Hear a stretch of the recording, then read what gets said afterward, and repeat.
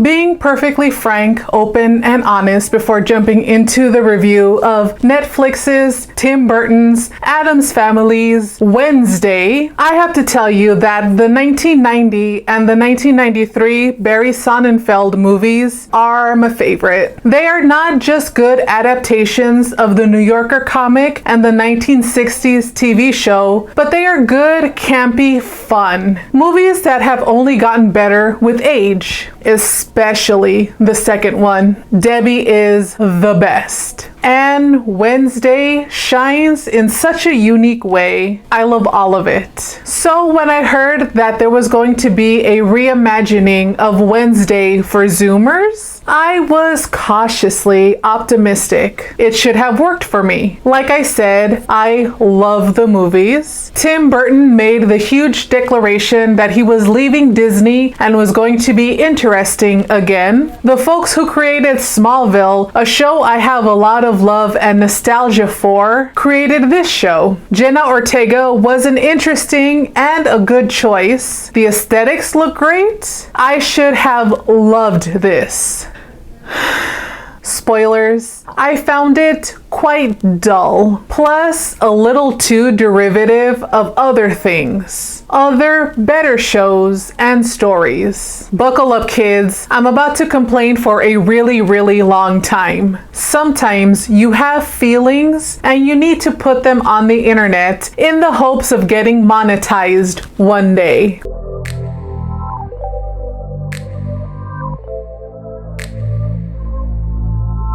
I've been watching a show about a confrontational, outspoken, kind of abrasive brunette with bangs who befriends a nice, kind, sweet blonde. You'd think this relationship would never work, but somehow these two manage to become good friends and look out for each other. Of course, I'm talking about the 2012 classic sitcom Don't Trust the Bee in Apartment 23, a show I recently rewatched to make sure it was fun. And it was. It's on Hulu and I highly recommend it. Netflix's Wednesday, on the other hand, not so much. You thought I was going to compare the Netflix show with the movies or the 60s TV show. Nope. Those are not good comparisons for this Wednesday adaptation, oddly enough. There will be comparisons to prove my points, but they have little to do with the source material. My beef lies elsewhere. Since we all know that LatinXplanations Industries is a one Hispanic Latina operation, it's impossible for me to get to everything and keep up with what is trending. Plus, I'm old and out of the loop of what is cool. I really had no intention to talk about this show. It's not my demographic, and that's okay. Then I saw talk about how Wednesday is doing representation right. So now we have to talk about it. It is not doing any kind of representation well, like at all. The more I think about this show, well, I don't really lean into gracias lo odio territory because it's too dull for that, but this show is quite bad. For many reasons that, like I said before, have nothing to do with the source material. Wild, I know. To the people who love this show, stop watching this video now. You love it, and I'm glad that you love it. I didn't, and honestly, I'm jealous of you guys who liked it. I wish it was worth a rewatch, but it's not. Not for me. But I am an uncool old lady, so take my criticism with a grain of salt. In this video, I'll give you a super fast history of the Addamses, my thoughts on the show, what even is representation, and what I want out of adaptations. There are also a lot of uncomfortable implications this adaptation has that no one thought through. Agárrense bien, familia, que ahí vamos.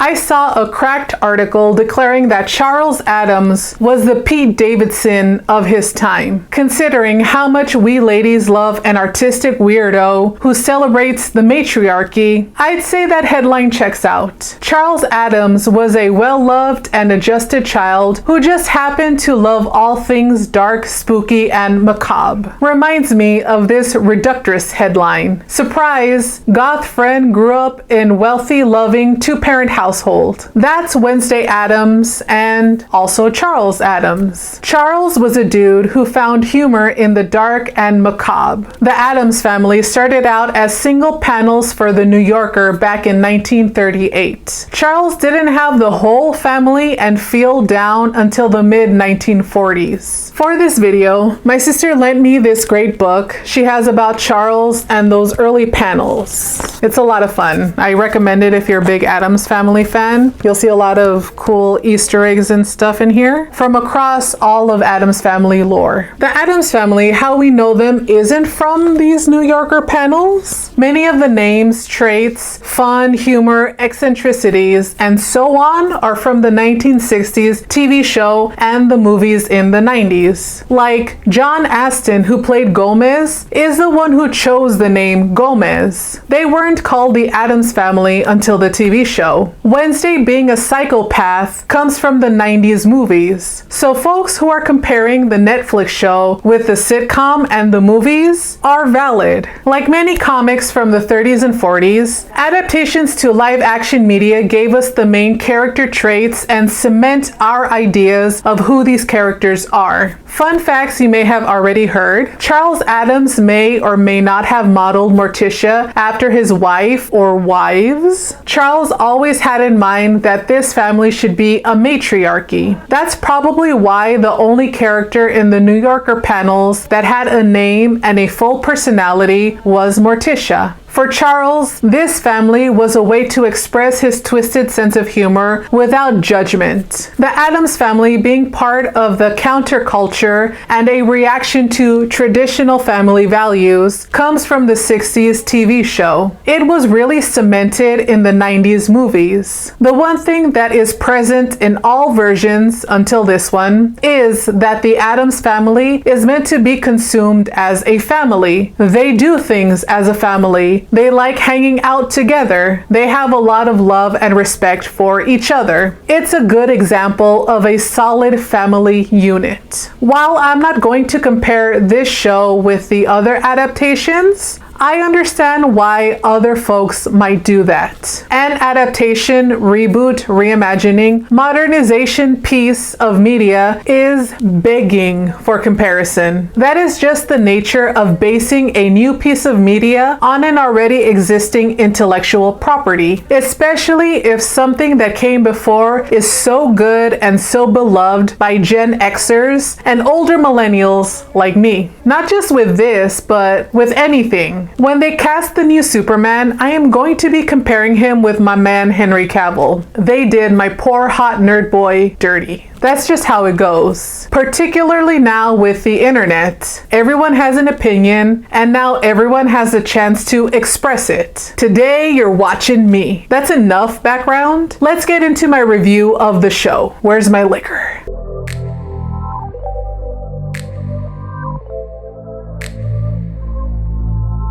The only good characters I liked and cared about were this kid and Thing. I have no idea what these characters' names are. Even this kid that I liked and cared about, I have no idea what his name is. Sam? John? Cuauhtemoc?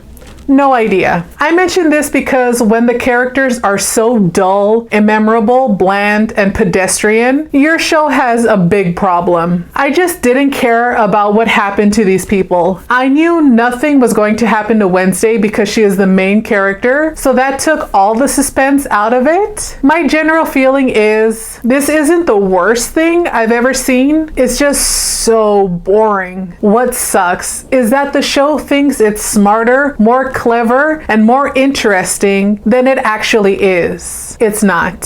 Since I have a lot of thoughts, the best way to break this down will be with a good old-fashioned listicle, listing everything that doesn't work about this adaptation in terms of representation, which is a thing this show doesn't actually do. We will leave that for the next section. In no particular order at all, here we go.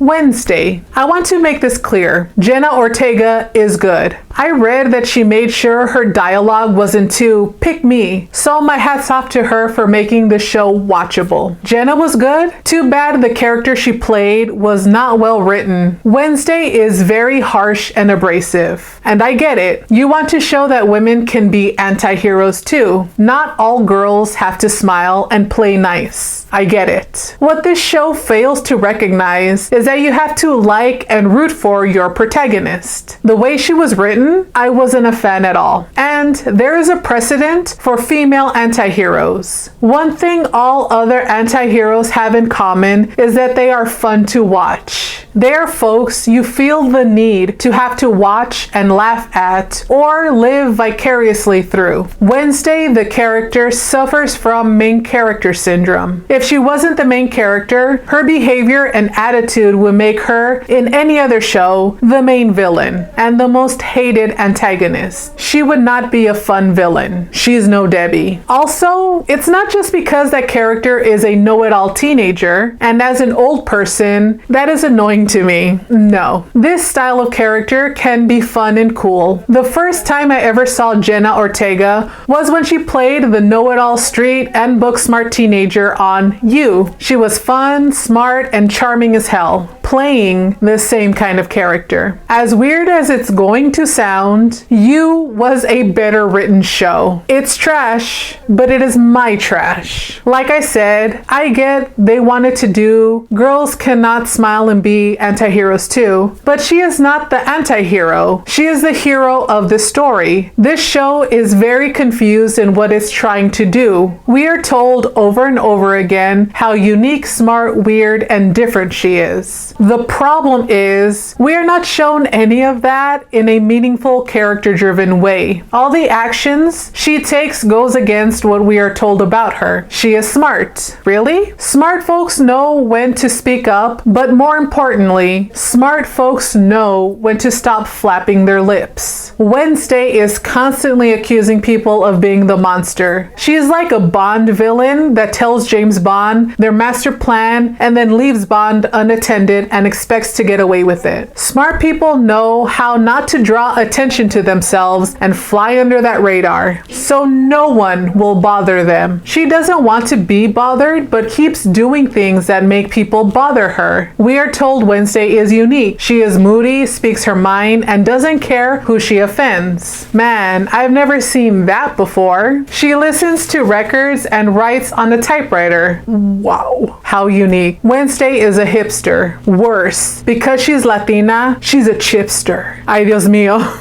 We are told how weird Wednesday is because she hates her parents for no reason, like all other privileged females. It's a gossip girl because she has odd pets. So did Elmira on Tiny Toons. We are told how different Wednesday is. This leads us to the next point. Cool girl / not like other girls. There is a part where Wednesday is spouting third wave feminism Wikipedia points about the male gaze. How she isn't there to live up to this oppressive male gaze. But her whole character is 100% designed to be pleasing to the male gaze. How? Wednesday is written to be a cool girl / not like other girls girl. She is a cool girl who can hang out with one of the guys. She doesn't like girly things. In fact, she looks down on anything feminine. She is not like other girls. This whole trope was made up by sad, lonely losers who think that a cool girl / not like other girls girl exists. Those dudes are sad and lonely because regular girls don't like them, and they think it's because they are not cool girls. Only a cool girl will find this room temperature cottage cheese desirable. There is a scene where Wednesday is out with this sentient glass of warm milk. They watch Legally Blonde, and Wednesday finds it torture because she's not like other girls. Are you going to listen to some Limp Bizkit and watch a Tarantino movie now? I have more respect for Limp Bizkit than Tarantino, for the record. This idea that anything feminine is bad is so cliche, and it's obvious that women were not involved in writing this. I really hate this idea that women are only cool and good if they reject feminine things. Well, certain feminine things. Being conventionally attractive and sticking to traditional feminine roles is still required of the cool girl / not like other girls girl. Like Amy in Gone Girl told us, cool girl is hot, cool girl is fun, cool girl is game, cool girl never gets angry at her man. Wednesday is a cool girl. Wednesday is not like other girls. This choice of torture movie also makes Wednesday more basic and boring. How original. A movie that seems like a vapid, shallow, happy, hyper-feminine story is bad because the folks who wrote the show are jealous that that movie is good actually, and theirs isn't. Wednesday is supposed to be part of the counterculture, which leads us to the counterculture. This show tries to be edgy and different, but it's a Starbucks drink and Ugg boots away from being the most basic story ever. There are two things that are wrong with this show trying to depict weirdos and the counterculture. First up, if the show wanted us to see how different and weird Wednesday is, don't put her in the Miss Peregrine School for Peculiar Children. Put her in a normal or typical school. If everyone is a freak at this school, then no one is a freak at this school. It's the incredible rules. Plus, these kids are only weirdos in name only. They're pretty dull and typical teenagers, like a John Hughes movie without the charm and wit. What is the point of Xavier's School for the Gifted if they're going to be basic and normal teenagers with basic and normal issues?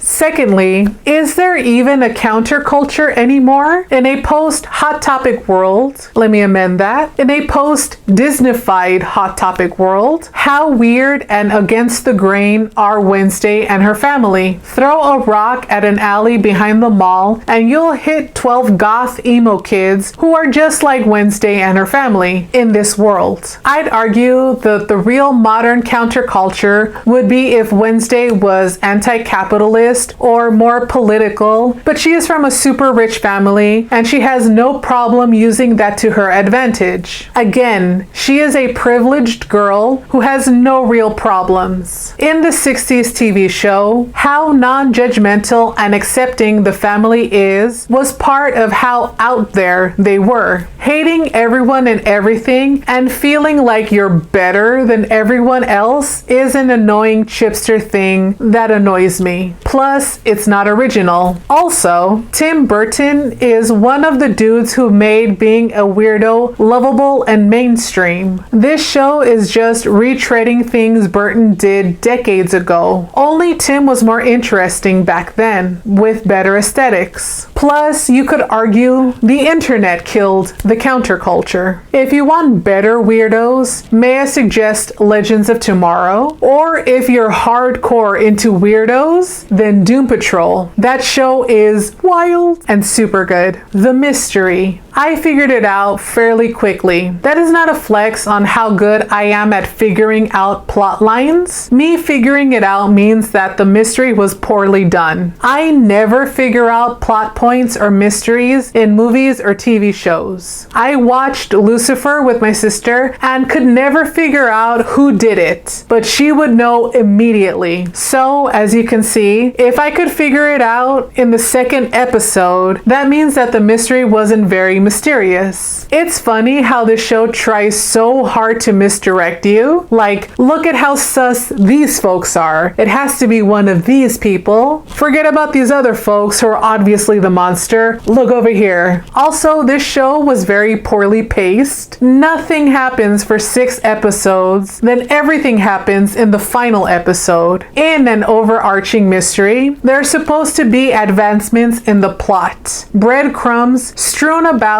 to lead you to the solution if you're paying close enough attention. Like when you rewatch The Sixth Sense, you see how bold and blatant the twist at the end is. Manoj cleverly broadcasts it to you, and it's up to you to put it together. And it's satisfying upon rewatch. This show is not satisfying upon rewatch. The love triangle.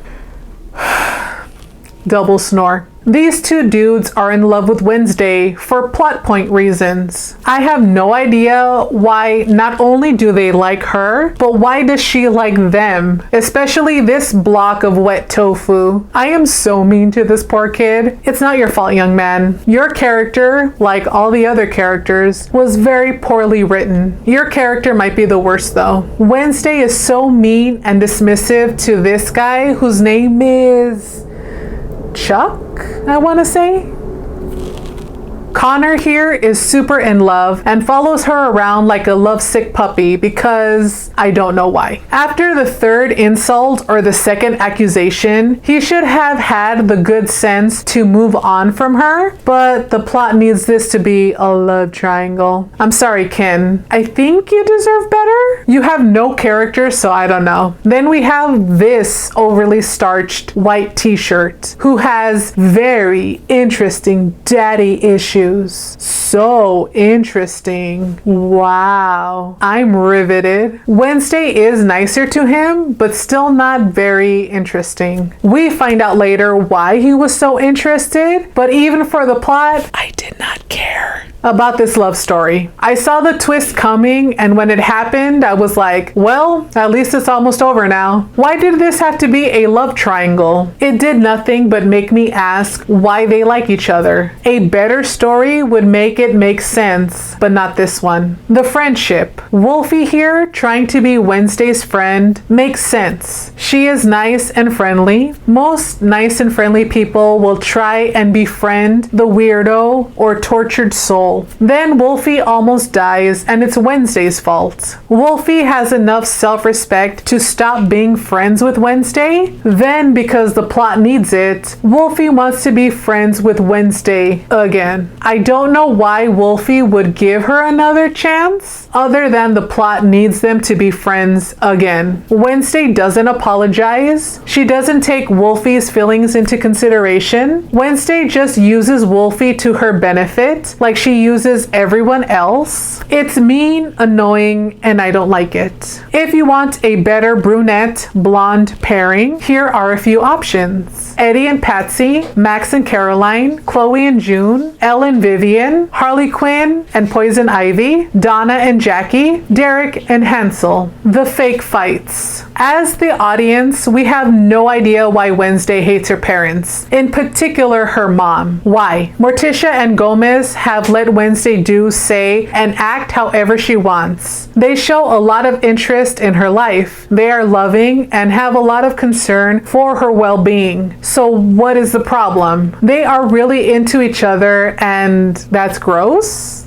I guess if you are the child, but it's better to have parents who love each other as opposed to parents who hate each other and make their kids' life difficult as a consequence. The hatred and the fights feel so false. Once again, I did not care. It didn't make sense. Oh no, they're fighting? I'm bored. How derivative. This show reminded me of The Chilling Adventures of Sabrina, which reminded me of Riverdale, which reminded me of Smallville, and their Freak of the Week episodes, which reminded me of The X-Files, which reminded me of the progenitor of all these shows, Twin Peaks. This might be the show's biggest sin. I've seen this before and done so much better. The rivalry. I have yet to see Black Panther: Wakanda Forever, but one thing I've heard about it is that the enemies being black folks and Latin folks is a choice I'm not fully on board with. When it hits Disney Plus, I'll see what happens. But I don't like the idea of people of color fighting each other. Join forces, black and brown folks, and take down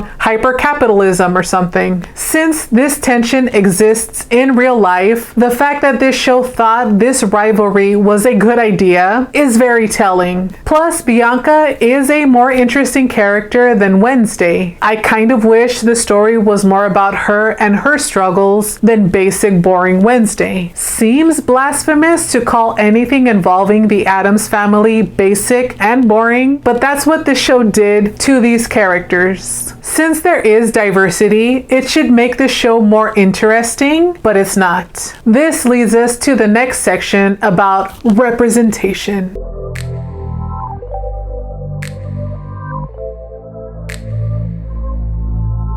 There is a lot of talk about representation lately. It's one of those ideas where we think we know what it is, but do we actually know what it is? Most folks seem to think that representation is just seeing people of color and or LGBTQIA folks in the media. While that is important, seeing folks like you and folks that are different than you is paramount. That's not enough though. Nowhere near enough. If you just see people of color and or LGBTQIA folks in the media, that is not representation, that is tokenism. The token sassy black woman, the token gay friend, the token housekeeper, the token science nerd. These character types are in the media to show diversity, but they do nothing for representation. These folks are breathing stereotypes, sometimes very offensive stereotypes. What is the difference between tokenism and representation? Who is telling the story? When it's folks who are not part of the minority communities writing these stories, it's tokenism. When it's folks in the minority communities, then it's representation. Those are gonna be my rules I just made up right now. Let me give you a non-racial example. Every time I see a TV show or a movie that takes place in Los Angeles, they portray East LA, where I live, as the bad part of town. The part of town you need to stay away from. Clearly, no one involved in production of these stories have even been to East LA. All they know is that it's poor and has nothing but brown and black folks, so it must be dangerous. Those folks don't know that this part of town is nothing but grandmas who overwater their lawns and kids who granted have a little bit too much time on their hands, but are also afraid of the grandmas who overwater their lawns. Much like the folks who don't know what this part of town is actually like, folks not part of the minority groups don't know how they act or what they believe accurately. It's no secret that most mainstream productions of movies and TV shows are made up almost entirely of middle-class, straight white dudes. They are the ones who write the stories. They are the ones who direct productions. They are the ones who head studios. They are the ones who hire people to work in front of and behind the camera. They guard all the doors. They hold all the keys. So when there is a production that deals with minorities, sometimes it works out well, other times not so much.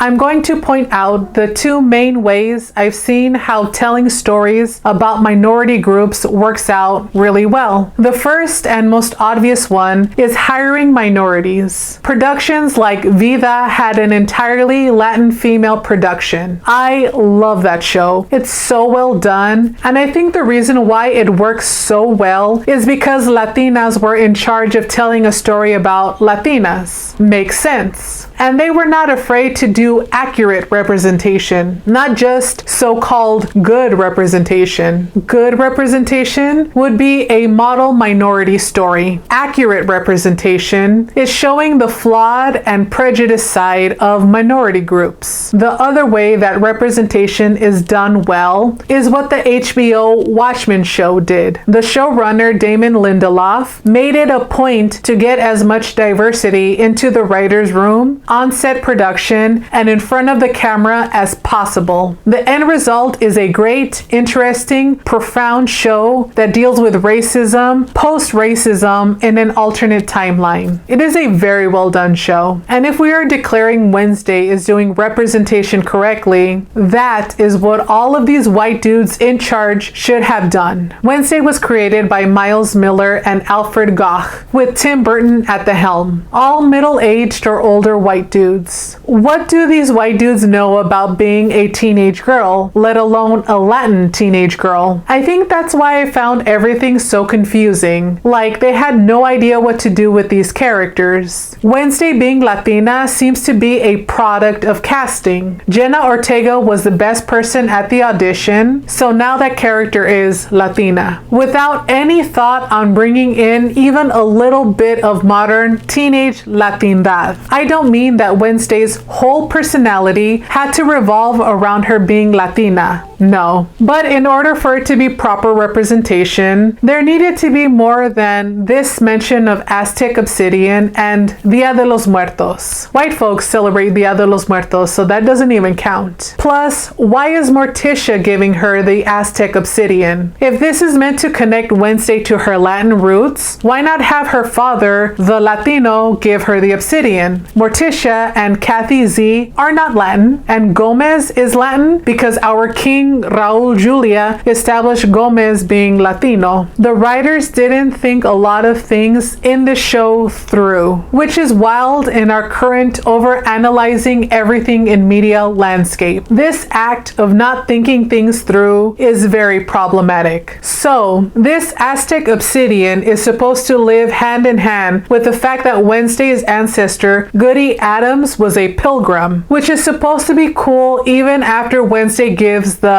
"all pilgrims were bad" speech to these tourists. If pilgrims were bad, why is your ancestor good? Oh, but she was one of the good ones. Her name was Goody. Right. If only some of the pilgrims were bad but others were good, then we are feeding into Disney's Pocahontas' narrative. The idea that as soon as the bad invaders were arrested, the white man and the natives lived in harmony and nothing bad ever happened to the native folks ever again.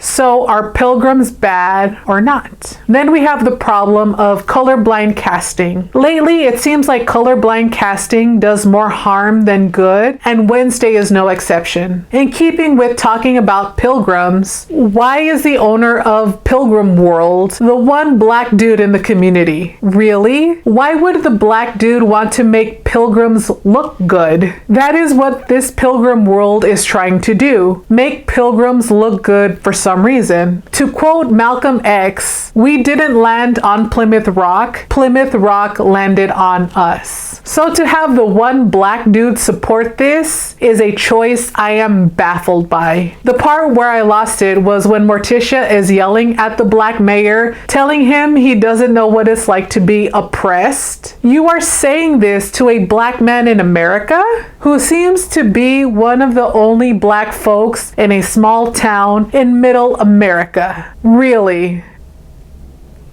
The show was written and then cast. No one thought through how it looks that this person is saying these words to this person. It's shocking. I mentioned this rivalry in the earlier section. It feels like colorblind casting is why we have Bianca B. Black, which is fine. Like I said, she did a good job and a series about her would be more interesting. But again, the fact that the rivals are Latin and black shows that these white folks don't know what is going on. There is real life animosity between the two communities. I didn't believe it until I experienced it. There is a section of Black Twitter that hates me and made me almost delete this entire channel. I am a much hated whiteina, so trust me, I know this all too well. So the fact that this rivalry is here without addressing or talking about it is odd. It's something that could have been interesting to to delve into, but these white dudes wouldn't know where to start. The final thing I'll ask is, does race exist in this world or not? When race is not a thing, monster metaphors usually stand in for race. This show, I think, is trying to have the monster kids represent minorities, but it doesn't work. For a couple of reasons. We don't see the kids have to deal with any kind of prejudice. These boys prank the monster kids at their dance, but not really because they are different. That seems like dumb high school pranks against a school of nerds. All these kids seem to be pretty well adjusted. They even react like regular kids when this rip-off Carrie moment happens. Their oddities are not treated as such. Their powers don't limit them. They don't get hassled by anyone, really. Wednesday hassles them, but it's part of her character quirk, so it's supposed to be okay. It's still confusing to me if there is race or not in this world. Some folks would say there is not race because the monsters are the other. But then what about this pilgrims are bad speech? That would indicate that race is indeed a thing in this world. So which is it? Do kids like Bianca have to deal with monster racism and real life racism? Wednesday is fine because she is a white passing Latina and she's not a monster. She's just a massive jerk to everyone. If these folks want me to praise this show for representation, it has to be less confused about it. It also has to pay more than these little nods to Latina than these two lines of dialogue. Other than the fact that Wednesday is played by a Latina, there are no other indications that the character is Latina. That seems to be happenstance instead of representation. This show is trying to do a lot and accomplishes nothing. We get watered down characters, boring plot points, and no meaningful representation.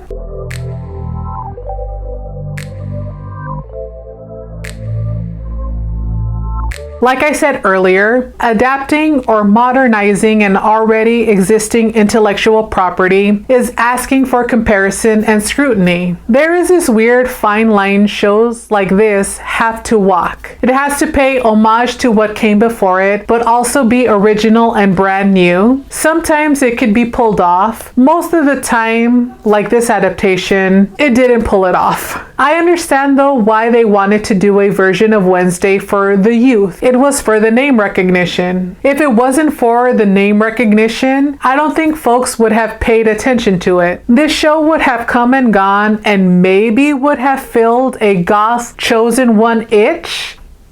But I don't think so. This show needed the name recognition to be successful. That is the biggest shame of all. This character could have been something really interesting, unique, and special. Unfortunately, it's tied to already existing intellectual property, so it's derivative, chasing trends, and can't decide what it wants to say about the youth of now. I want more original stuff that is made by and for minorities. We get so little. We need original stuff that doesn't have to play by any rules. It could be free to do whatever it wants. It could be as weird as it wants. It could be as silly as it wants. It could be whatever it wants without any limitations. I don't want a watered down Latina Wednesday as told by Tim Burton. I want an original goth character who isn't tied to anything that came before, as told by Latin and other minority folks. For me, this show was not it.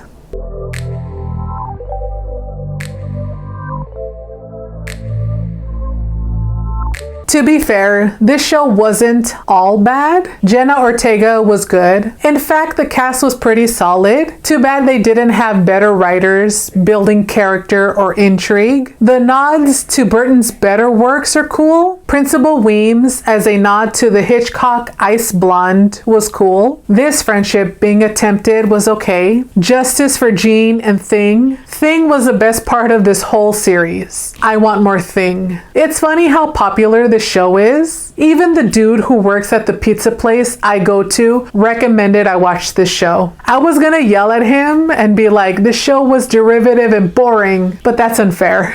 It's not his fault or the fault of any of the actors on the show. Again, if you loved it, I am glad and jealous that you loved it. I hope they hire some people of color and other minorities to write the next season. Maybe make it a touch less dull.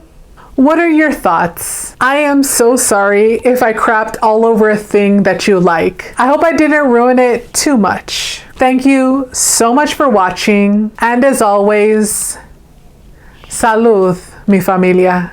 Yeah, if you want a better know-it-all, spunky teenage girl, watch that second season of You. Jenna Ortega's way better in that than in this.